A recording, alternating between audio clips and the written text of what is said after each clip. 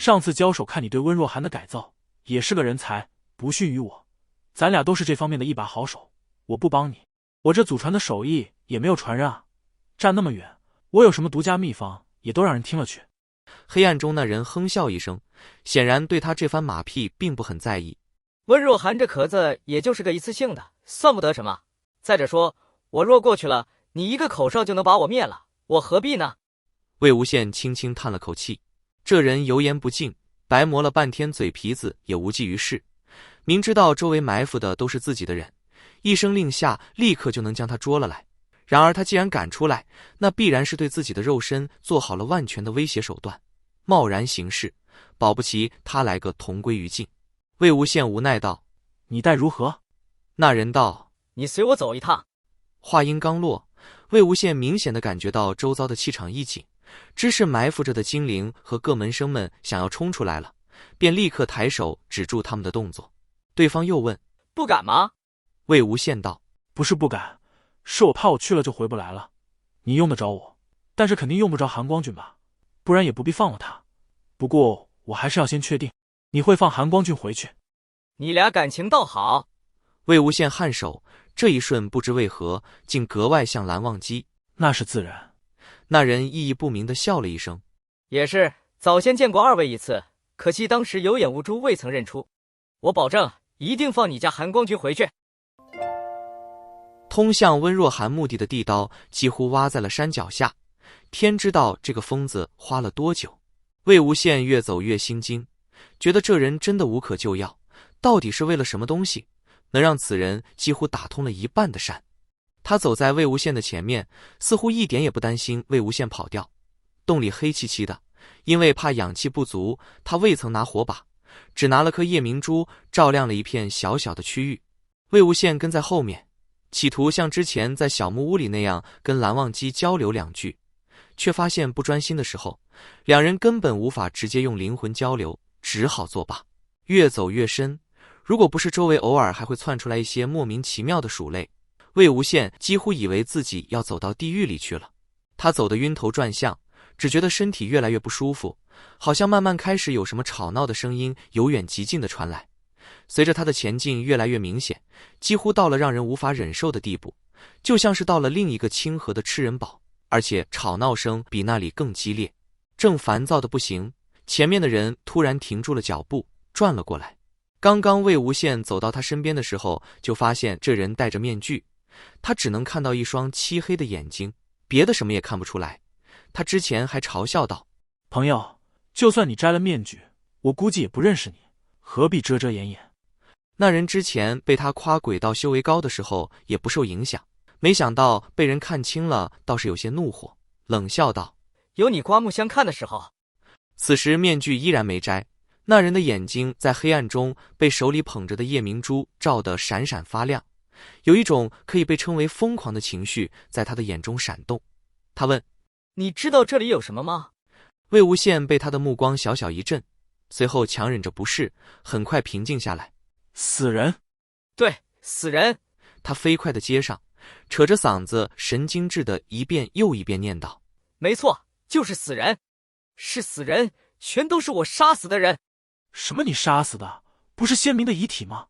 那人哈哈一笑：什么狗屁先民，这是我从各个地方抓来的没用的人，反正他们活着也是折磨，不如助我完成大业，也算是他们人生无憾。魏无羡大骇：那些失踪的人，你把他们全都杀了？杀了又怎样？那个什么垃圾薛洋真是蠢啊，他没想到的我都想到了，他为什么拼出来的阴虎符另一半如此不堪用？差的是怨气啊，是怨气。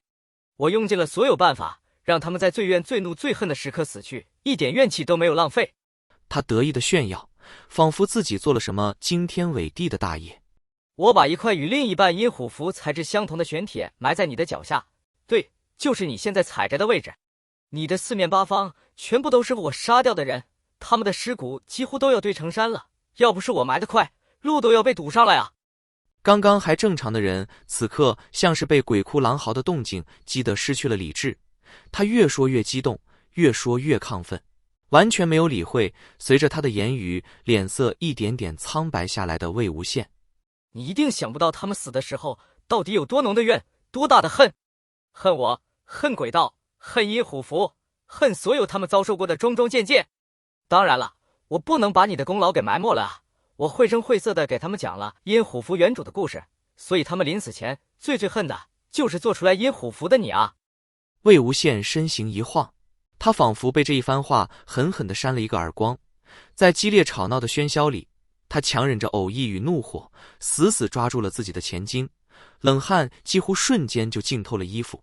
他忍了又忍，泛出血丝的瞳孔死盯着仍旧沉浸在自己巨大成就里的人，终于还是从牙根里挤出一句话：所以你做的这一切就是为了复原阴虎符？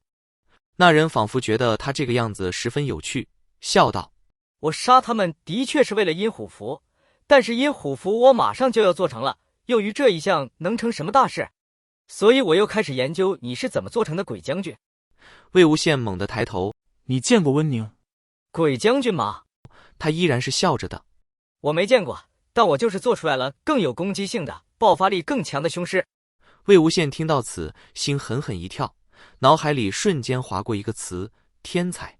这是一个真正的鬼道天才，无论是悟性还是创造力，亦或是连魔道始祖魏无羡都不曾具有的心狠手辣，他都占了10成10，只是还差那么一点点，导致了他不及魏无羡。他差的是生死一线，极度虚弱间被迫浸在尸山血海里时强行入体的鬼气。温若寒的尸体的确够强，但其实并没有强过2位的能力。本来你们是可以击杀他的，就算是我做出了自爆式血尸，韩光君以血击剑后也可以宰了他。你知道为什么吗？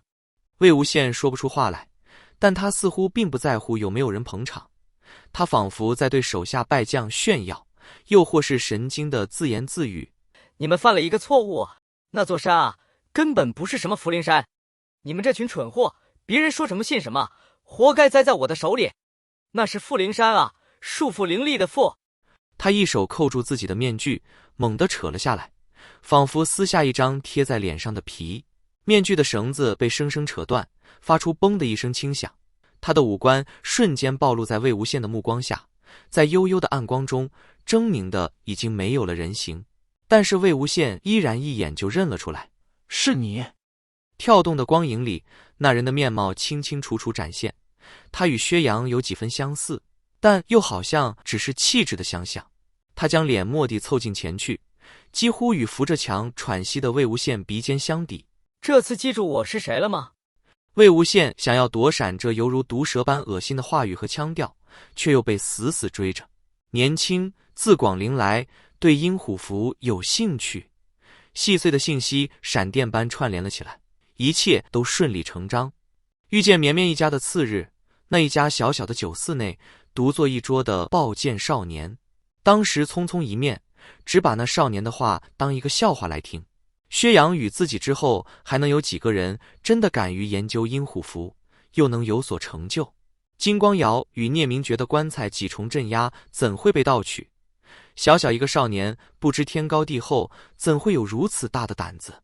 才短短几年，他竟真的应了周遭人的话语，吃了雄心豹子胆，在各个世家的眼皮子底下盗走了阴虎符。少年退了回去，轻蔑地将面具丢在了脚下，用脚碾碎。是不是很后悔当时没有扼杀了我那个苗头？魏无羡头痛的厉害，却依然不愿弄脏蓝忘机的白衣，只用手撑着洞壁。我是后悔，不过是后悔没有把阴虎符给毁尽。少年嗤笑一声：毁尽了又如何？我志不止于阴虎符，你做到的没做到的，我都想试一试。比如我请你来，就是想试试用夷陵老祖做活尸，为我所控，是不是能劲儿操纵群尸，包括鬼将军？只要把你收归我的控制之下，这世界上没人再能拦得住我，洗牌整个世家格局，我就是唯一的统治者。魏无羡笑了声：用我做活尸未免风险大了点，你就算放回了韩光君，蓝家不追杀你，韩光君也是要追杀你的，你不怕吗？他扭过头看了一眼魏无羡，叶明珠照耀下的表情透露出了一丝的奇怪。如果我做成了，你觉得韩光君他会对你下得了手吗？虽然我不理解你们的感情，但是我猜韩光君的剑尖永远也不会对着你吧。蓝曦臣接到金陵传书的时候，已经是当日傍晚。他暗叹一声，真是没轻没重，便同江澄迅速赶往甘露镇。接待的世家畏畏缩缩，还在企图邀请二位宗主去喝一杯茶，被江澄差脾气地怼了回去。